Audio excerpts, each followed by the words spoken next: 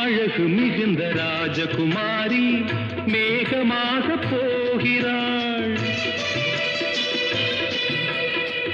ஜரிகை நெளியும் சேலை கொண்டு மலையை மூட பார்க்கிறாள். பள்ளம் சிலர் உள்ளம் என ஏன் படைத்தான் ஆண்டவன்? பட்டம் பெற தேடுகின்றேன், எங்கே அந்த நாயகன்?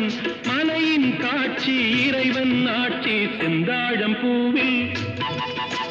செந்தாழம் பூவில் வந்தாடும் தென்றல் என் மீது மோதுதம்மா.